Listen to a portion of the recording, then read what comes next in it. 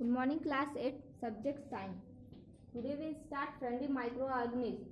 Are useful microorganisms in chapter 2nd, microorganisms friend and foe. Let us start. Some of the beneficial effect of microorganisms are as follow.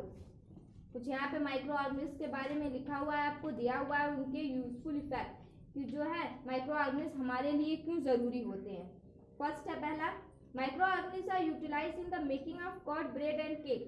First है कि microorganism की जरूरत हमें पड़ती है क्योंकि microorganism के ही हेल्प से हम लोग दही, ब्रेड या केक जैसे मटेरियल को हम बनाते हैं. Milk is turn into curd by bacteria. As you know कि दूध से दही बनाने के लिए हमें बैक्टीरिया की जरूरत पड़ती है. उस बैक्टीरिया का नाम है लैक्टोबैसिलस.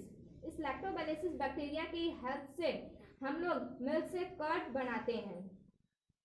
सेकेंड है हम लोगों का मेकिंग ऑफ ब्रेड, यानी कि ब्रेड बनाना. ब्रेड को भी बनाने के लिए हमें माइक्रो ऑर्गेनिज्म की जरूरत पड़ती है और वो माइक्रो ऑर्गेनिज्म है east. East is use in making industry for making bread.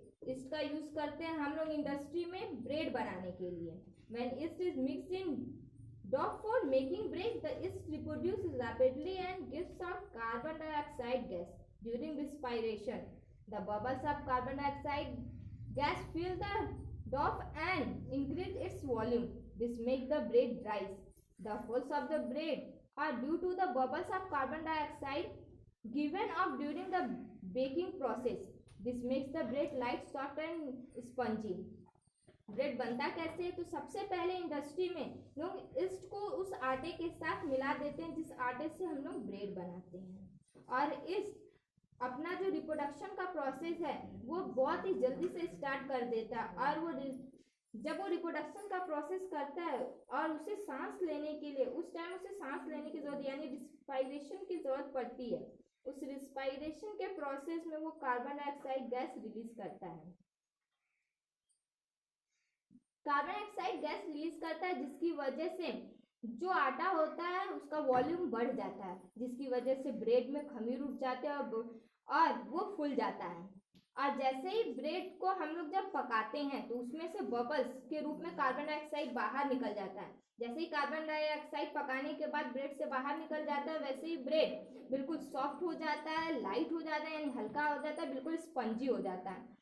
For this reason, yeast is also used in making cake and pastry. इसी तरह से इस yeast का यूज यानी इस माइक्रो ऑर्गेनिज्म yeast का यूज हम लोग ब्रेड और केक और पेस्ट्री बनाने में करते हैं. थर्ड है, सेकेंड है micro organism are use in the production of alcohol, wine and vinegar. Next है कि हम लोग जो है माइक्रो ऑर्गेनिज्म का यूज करते हैं बहुत ही बड़े पैमाने पे अक्सर जो है यूज करते हैं हम लोग अल्कोहल के प्रोडक्शन में, साथ ही साथ वाइन और विनेगर यानी एसिटिक एसिड के प्रोडक्शन में हम लोग विनेगर का यूज करते हैं. Yeast is the microorganism which is used for the large scale production of alcohol. This alcohol is used in making wine, beer and whiskey as well as industrial spirit. The process of conversion of sugar into alcohol by the action of yeast is called fermentation. Alcohol हो या acetic acid यानी vinegar हो या wine हो या whisky हो, इसको बनाने के लिए भी हम लोग ईस्ट का यूज करते हैं. और इसे क्या करते हैं कि शुगर के साथ हम लोग ईस्ट को मिला देते हैं. और जब शुगर के साथ ईस्ट को मिलाकर हम लोग जब वाइन बनाने का प्रोसेस कंप्लीट करते हैं, इसी प्रोसेस को हम लोग कहते हैं fermentation. Fermentation was discovered by Louis Pasteur in 1857. और ये फर्मेंटेशन का प्रोसेस सबसे पहले लुइस पास्चर के द्वारा 1857 में किया गया था.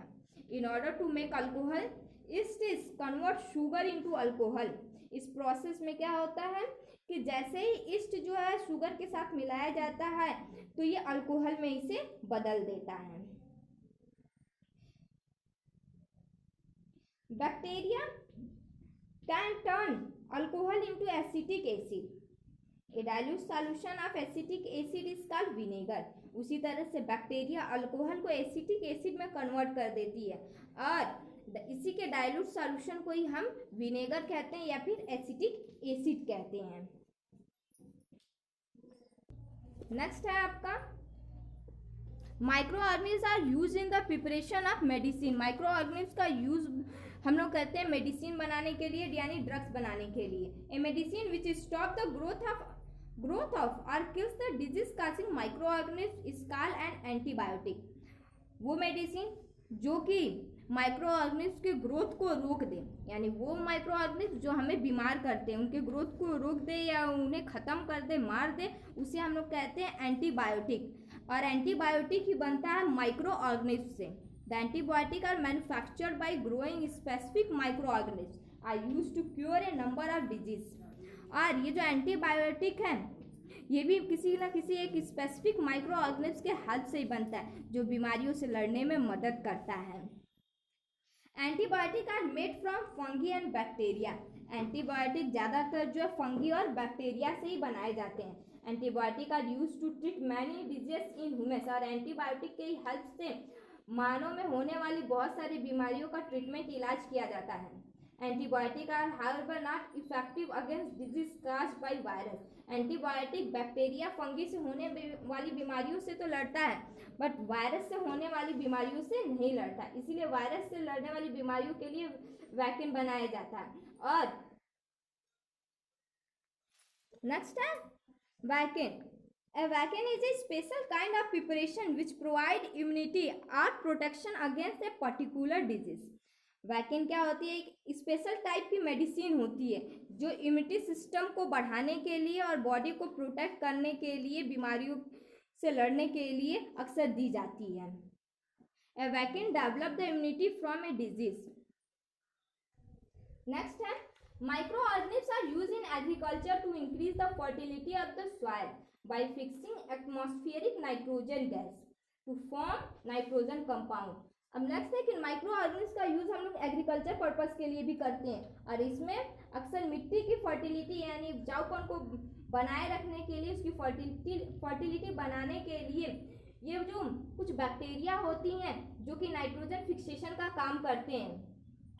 Some bacteria and blue-green algae are able to fix nitrogen gas from the atmosphere to enrich the soil with oxygen compound and increase its fertility. कुछ ऐसे बैक्टीरिया, कुछ ऐसे ब्लू ग्रीन एल्गी होते हैं जो नाइट्रोजन फिक्सेशन का काम करते हैं और वो हमारे एटमॉस्फेयर से नाइट्रोजन मिट्टी में मिलाकर यानी कंपाउंड के रूप में इसे मिट्टी में मिलाकर और मिट्टी की फर्टिलिटी को बनाए रखते हैं। The nitrogen fixing bacteria and blue-green algae are called biological nitrogen fixers. और इन्हीं बैक्टीरिया को और ब्लू-ग्रीन एल्गी जो कि नाइट्रोजन फिक्सेशन का काम करते हैं उन्हें बायोलॉजिकल नाइट्रोजन फिक्सर भी कहा जाता है। लास्ट है आपका micro organism clean up the environment by decomposing the organic matter of dead plants, dead animals and animal wastage into harmless and useful simple substance. In this way microorganisms help in recycling of materials in nature. Next है कि microorganism हमारे environment को clean करने में भी, साफ रखने में भी मदद करता है। ये क्या करता है कि जितने भी मरे हुए पौधे या जो जानवर होते हैं और या फिर जानवरों के जो वेस्ट मटेरियल्स जो होते हैं जैसे काउ डंग, उनको क्या करता है वो हार्मफुल सब्सटेंस से हार्मलेस सब्सटेंस में कन्वर्ट करता है और यह एक तरह से नेचर में ये माइक्रो ऑर्गेनिज्म रिसाइकल का भी काम करते हैं।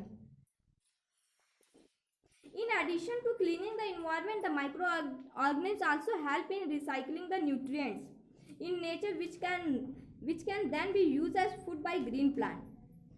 हमारे इन्वायरमेंट को क्लीन करने के साथ ही ये माइक्रो ऑर्गेनिज्म रिसाइकल का भी काम करते हैं। ये जितने भी वेस्ट मटेरियल्स होते हैं चाहे प्लांट या एनिमल से मिलते हैं या फिर ये जो डेड प्लांट और एनिमल्स होते हैं ये इनको डिकम्पोज करके हमारे नेचर में फिर से वो सारे न्यूट्रिएंट हमारे सॉइल को दे देते हैं जिसे बाद में ये हरे पौधे भोजन के रूप में इस्तेमाल करते हैं, यूज़ करते हैं। If there were no microorganisms then the nutrient present in dead plants, dead animals and animal waste would never be released for use by new plant. अगर ये माइक्रो ऑर्गेनिज्म हमारे इन्वायरमेंट में अगर नहीं प्रेजेंट रहेंगे तो ना ही हमारा इन्वायरमेंट साफ होगा और ना ही जो नए पेड़ पौधे होंगे उनको जो मरे हुए पौधे या जानवरों में जो न्यूट्रिएंट मौजूद है पहले से अवेलेबल है वो सारे न्यूट्रिएंट उन्हें नहीं मिल पाएंगे।